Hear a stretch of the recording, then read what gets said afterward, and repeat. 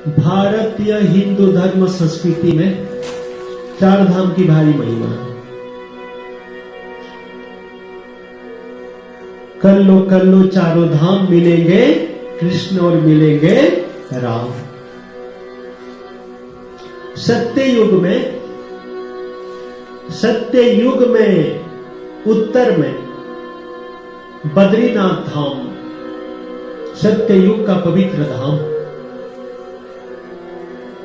सत्य युग में बनने वाला धाम। उत्तर में त्रेतया युग में रामेश्वरम नाथ धाम। भगवान राम जी जब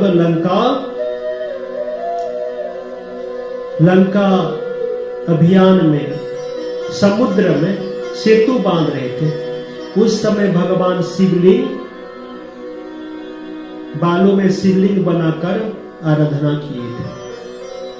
त्रेतया युग में त्रेतया युग के पवित्र त्रेतया युग में बने हुए पवित्र धाम है रामेश्वर नाथ धाम। कहां? दक्षिण में।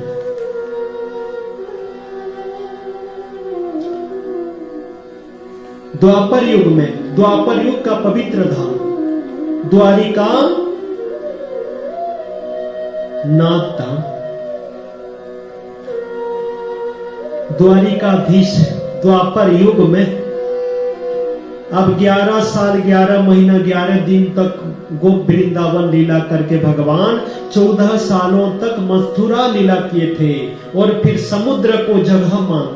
समुद्र से जगह लेकर देव शिल्पी विश्वकर्मा के माध्यम से द्वारिकापुरी निर्माण किए थे।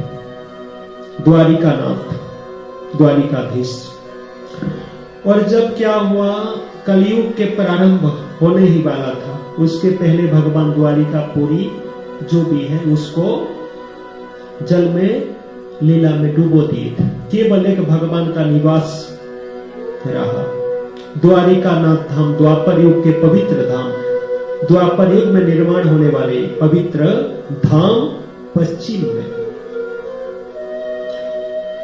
कलयुग के पवित्र दिव्य अलौकिक धाम श्री जगन्नाथपुरी धाम।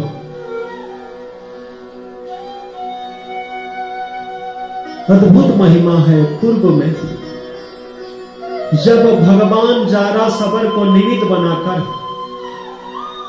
अब लीला समेटने वाले थे, तब क्या हुआ, जारा सबर भगवान के पैर को मृग के कान समझ बैठा और सर मार दिया, तीर चला दिया। भगवान ने निमित्त करके लीला समेटने वाले थे, और क्या ना भागवत का रूप ले लिए भगवान, शक्तियों को भागवत में प्रतिष्ठित कर दिए। स्थूल रूप को अर्जुन और जारा सवर जलाने लगे, पर जो नाभि का स्थान था, जितने भी लकड़ी, जितने भी ईंधन, समिधा, जितने भी दिए, जला ही नहीं पाए। तो क्या किया जाए? तो कई प्रकार की नियम है, जैसे जल समाधि दी जाती है। तो समुद्र में उस नाभि ब्रह्म को जल समाधि दे दी। कहते हैं, कथा कहती है कि उसी नाभि ब्रह्म से नील माधव के रूप में भगवान प्रतिष्ठित होकर वही जारा सबर के वंश में विश्वावसु सबर के यहां ही नील माधव के रूप में ही भगवान पूजा पा रहे थे। इंद्रदुम्न राजा मंदिर बनाए थे, मूर्ति ढूंढ रहे थे, विद्यापति को भिजवाया। अपनी चतुराई से नीलमाधव तक पहुंच गए, पर नीलमाधव को तो ला कर दिए, पर नीलमाधव जी अंतर ध्यान हो गए और कहा, मैं ए रूप में पूजा पाना नहीं चाहता। इंद्रदुम्न राजा थोड़ी सी दुखी हो गए। क्यों? बोले अब मंदिर है, मूर्ति तो मिल गई थी, पर भगवान इस रूप में पूजे जाना नहीं चाहते। फिर अब कौन सी मूर्ति, क्या किया जाए? नारद जी के कहने पर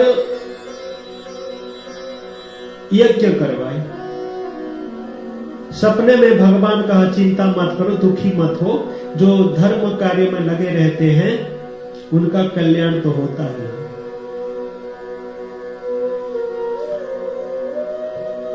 कल जाना आप एक बड़ा दिव्य दारू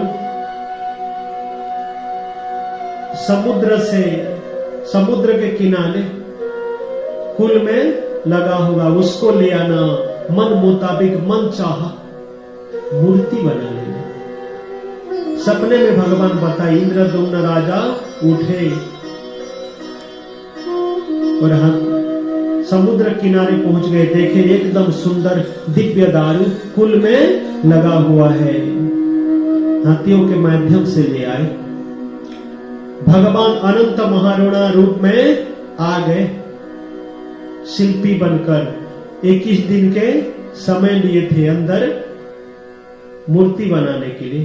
14 दिनों में ही गुंडीचा रानी के कहने पर राजा इंद्रद्युम्न को खोलना पड़ा था द्वार।